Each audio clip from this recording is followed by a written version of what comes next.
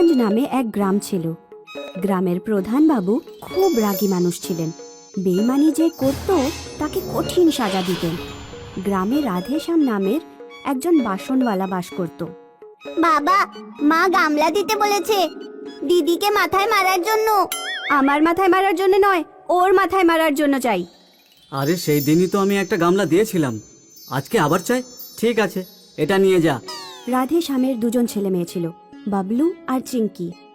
বাড়ি আর দোকান আশেপাশেই ছিল, এই জন্য দুজন সব সময় দোকানের দিকেই চলে যেত। বাবা, মা একটা চিমটা চেয়ে পাঠিয়েছে বাবলুকে মারার জন্য।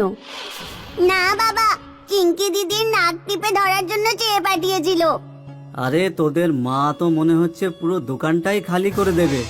কালকেই তো একটা গামলা দিয়েছিলাম, আজকে আবার চিমটে চাই।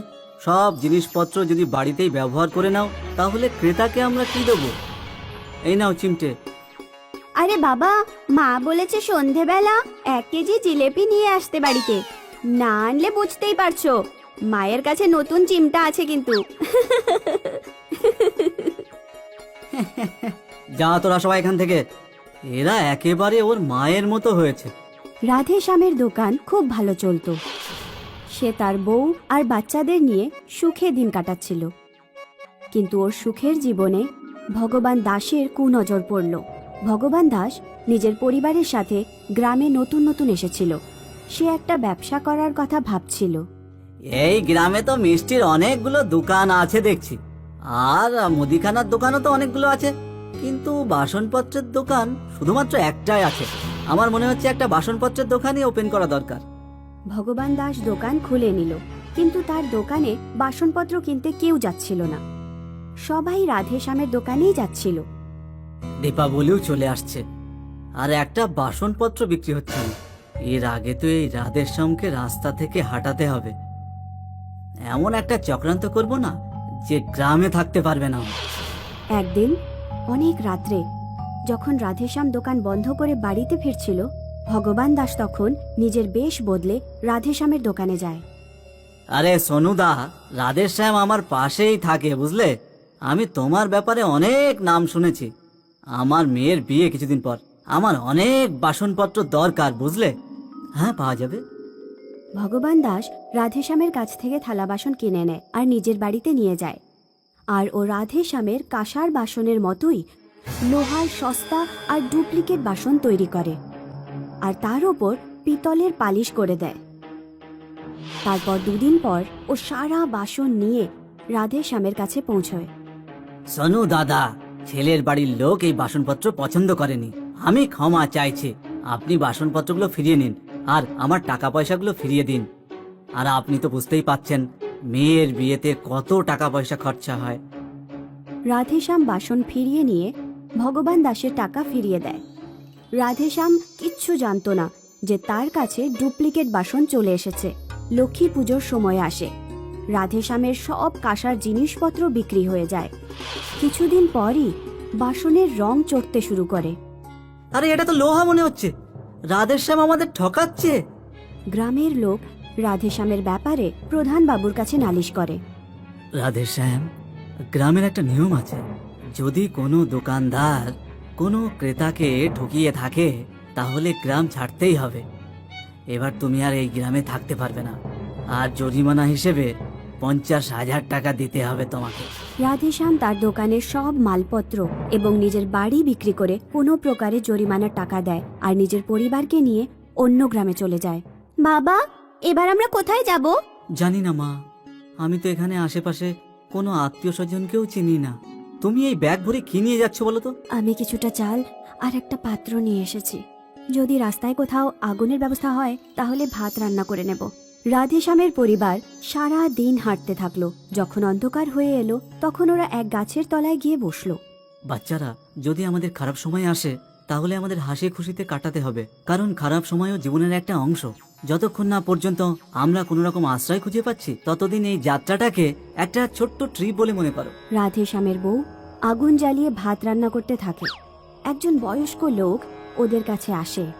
বাবা, আমি আর আমার বউ 5 দিন ধরে কিচ্ছু খাইনি। পাত্রের ভাতগুলো আমাকে দিয়ে দাও, না হলে আমার বউটা যে মারা যাবে। বাবা, আমাদের কাছে তোমাকে দেওয়ার কিচ্ছুই নেই। আমার মনে হয় এই বয়স্ক লোকটা আমাদের থেকেও বেশি ক্ষুধার্ত।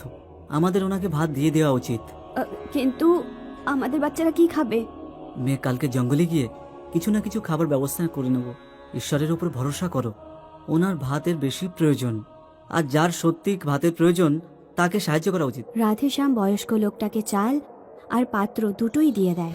ওই দিন রাত্রে রাধেশ্যামের পরিবার খালি পেটে ঘুমিয়ে পড়ে। সকালে ঘুম ভাঙতেই বাবলু আর চিঙ্কি কাঁদতে থাকে।